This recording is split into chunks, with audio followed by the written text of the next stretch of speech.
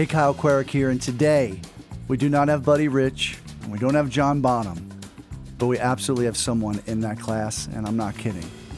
Mary J. Blige, John Legend, Joe Jackson, Seal, Celine Dion. I'll stop there. He's the Hall of Famer, the great one, Earl Harvin, and it's today here on Music Minded. Come on.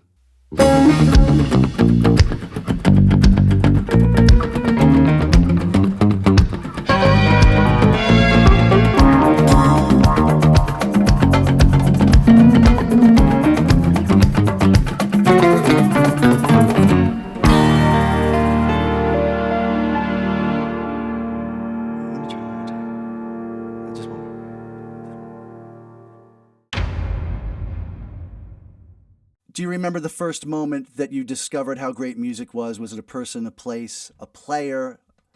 Can you speak to that? There's four particular things that I do recall that I think the culmination of those kind of added up to me being, feeling like, okay, this is really, I really want to do, I'll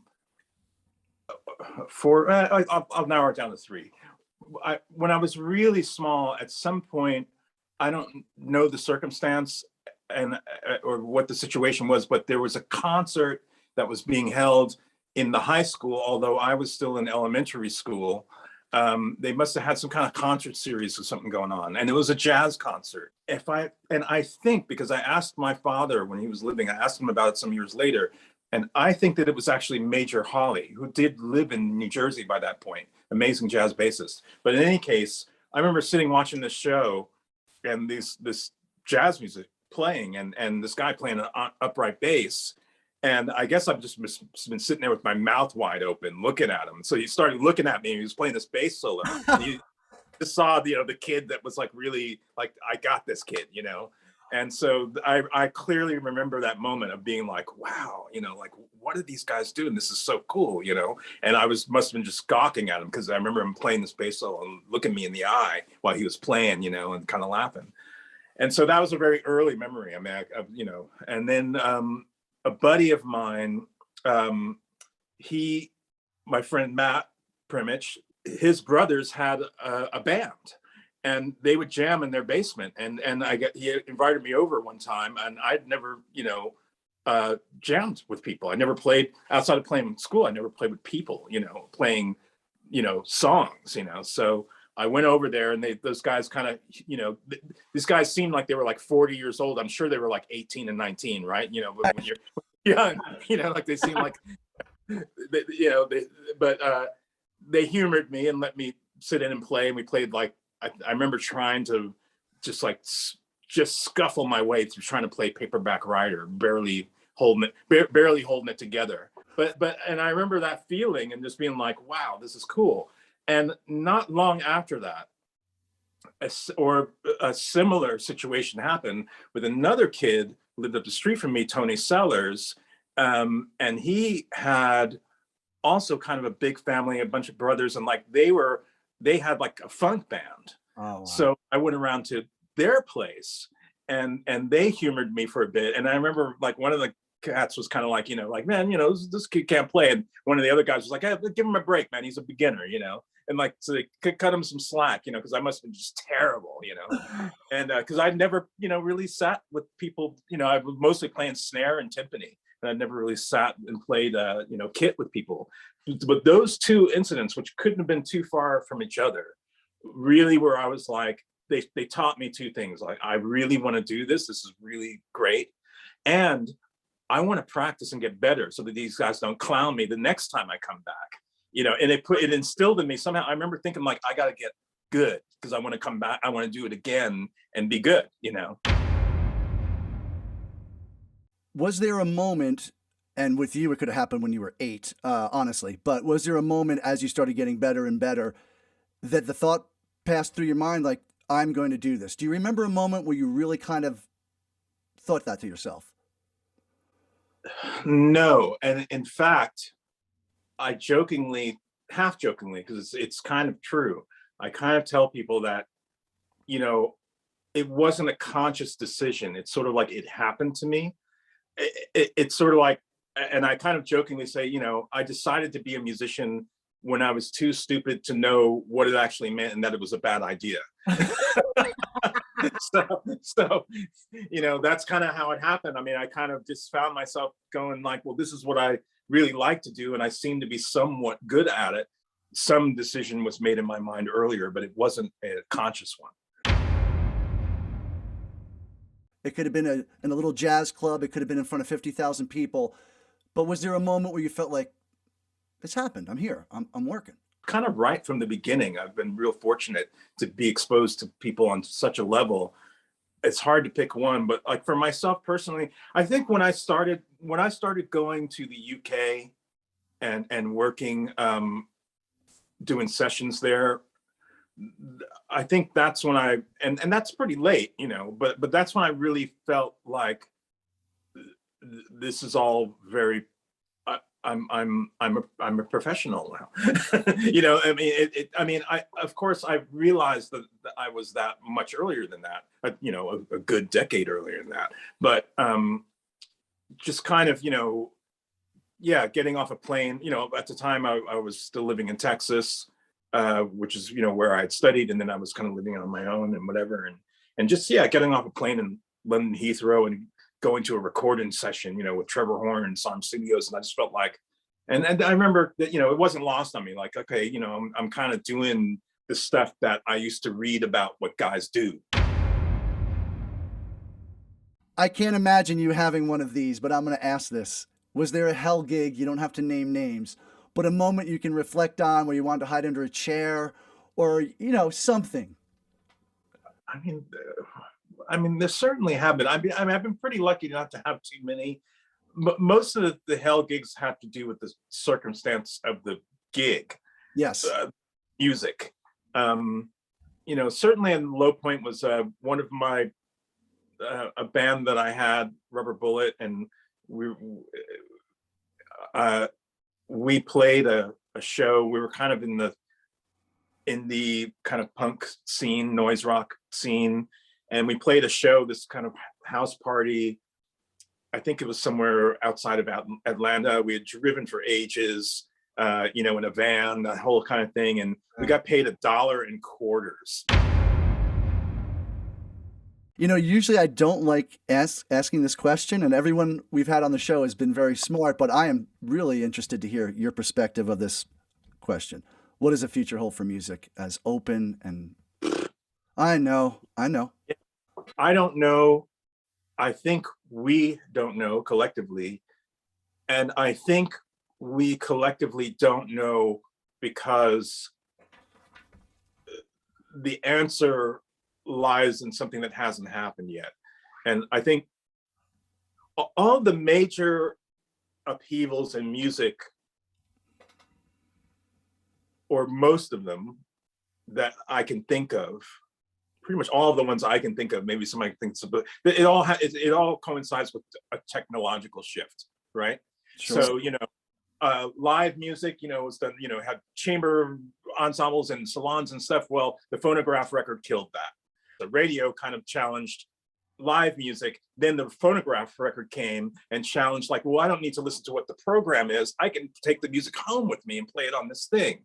Right. And then, radio tried to have to figure out how to compete and work with the phonograph record.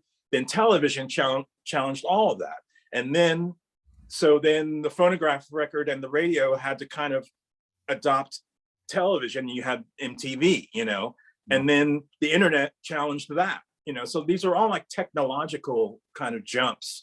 And so, the internet challenged that. And then now we have streaming, and it's clear, like, the business model that has existed, you and I, we bought records at Sam Goody's as a kid for $9.99, now $9.99 today is a month of all the music of all time, anytime you want to listen to it. So clearly that business model can't survive, right? Insane. But it's going to be some kind of technology that we just is either here and we don't know how to utilize, or something's going to flip it around and it'll just be something else. And it probably won't be useful to you or me because we're old guard, but to younger musicians coming up, musicians and the music business will figure out how to monetize on it. Regardless of what's happening, whether it was 1950 or 2020, it changes drastically. But to be successful, what would you say for a really talented kid coming out today? What would you say that they needed to do? You know what I would say? I would say that, I hear a lot of people say, oh, you have to network, you have to network. That's actually something I've never personally believed in. Um, Not saying that that doesn't work, but it doesn't work for some people, and I'm one of them. I've never been able to be, I've never been the shaking hands and kissing babies kind of person, or go to this party or that party because so and so is going to be there. Make sure you have nice, crisp business cards. Or Yeah. I've just never been that guy ever. But what I would say is that when I observe people that do well, when I observe people around myself and my circle that have done well, and when I observe other circles of people that I know or see, I know, like in my circle, the people that I work with are people I've been working with for a very long time now. And we were working together when none of us had a pot to piss in. Right. And I think there's like a halo effect that happens where if somebody does well, obviously they can't just kind of bring their whole posse with them all of a sudden, but somebody does well and they kind of go, oh, I'm producing records now, and like Earl's a good drummer and we've done loads of records. We go back 20 years, so I'll call him to come do this thing.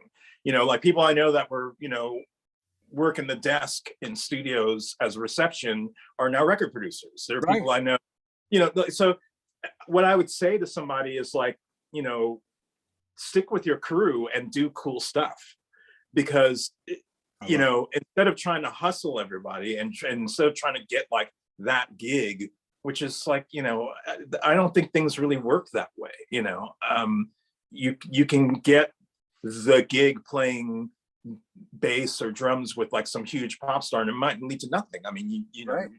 you're on the road and you play and fans cheer, and then nobody knows who you are, because if you don't have any album credit or anything like that, you're just somebody that's playing a gig that pays well. Your 3 favorite albums. Yeah, on Desert Island, I know it's impossible. One is easy. Bill Evans' Someday at the Village Vanguard. Not at all. I've been listening to that since I was, I think, 15 years old, and I'll never stop listening to that record. Just the idea that these 3 musicians can make this beauty, this art, and this creativity at such a high level in a bar. I mean, I don't know if you've ever been to the Village Vanguard. You probably have. Yeah. Like it's a bar. Like Oh, somebody's taking ice in a glass across the room. You hear it. So the fact that they could do that in that environment on such a level is astounding to me, and it's just really a moving record, and I can listen to it over and over, and it's like this counterpoint literally between Bill Evans and Scott LaFaro. It's just incredible. Miles Davis, Sorcerer. I mean, I don't sound really pretentious, but to me it's like some of the highest level of any kind of artistic expression. Oh, yeah. By people of all time doing anything. The opening 2 bars when the left breaks. That's all I need. I mean, I love Zeppelin, but Right. those 2 bars of Bonham, I can listen to that in infinite loop. There's just so much in there. Oh. That's it. Your favorite musicians on your favorite music, and the recording studio is already there, but where are those 3 places that you would go to record and just have, a week of just sublime interaction with great players, great music, and a great studio? Where would those 3 locations be? First one would be easy. San Francisco Bay Area. City by the Bay. Somewhere in that, somewhere in the Bay Area, for sure. Somewhere in the desert. The air, the openness, the heat, the light, the colors. Yeah. New Orleans. Boom. New Orleans. Yeah. I would love to make a record in New Orleans. Number 9. This is the last one. Can you tell us what you're doing now, or anything that you want to promote, or where we can see you? Anything that you're doing, Earl? There's a film that's just come out with an artist that did music who I love working with. I've been working with for a very long time now, named Glenn Hansard, who's a fantastic Irish songwriter, composer, and he and Eddie Vedder teamed up with Cat Power and some other folks to do the soundtrack of a new Sean Penn film called Flag Day. And it's funny because I'm only on a couple things, but those things that we did with Glenn, we did them remote because it was during the lockdown. Wow. And so, it's kind of wild to me because I get to hear this thing that literally came out of this room here. I totally know what you mean. It's kind of like a funny, because you do that all the time, probably. So it's like, wow, this is kind of a trip, like this thing is.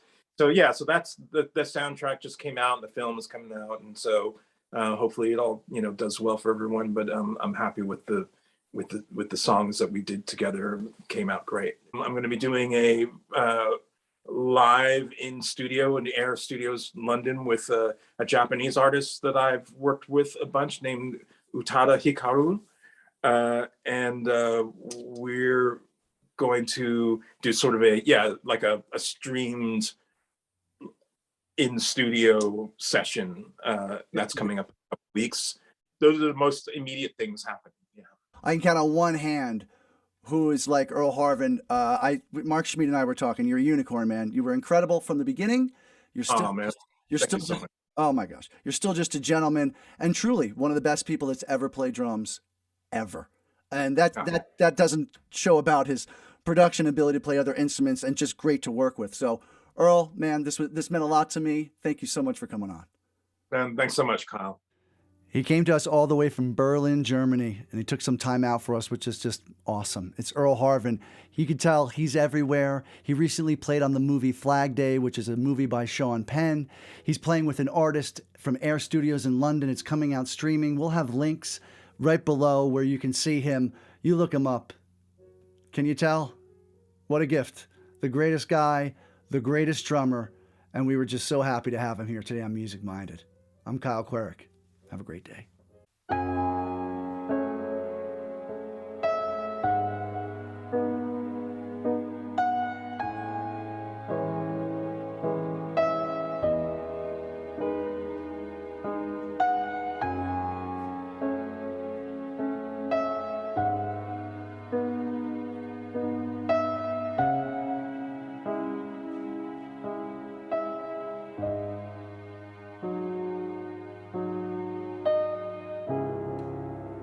He will endure or be forgotten.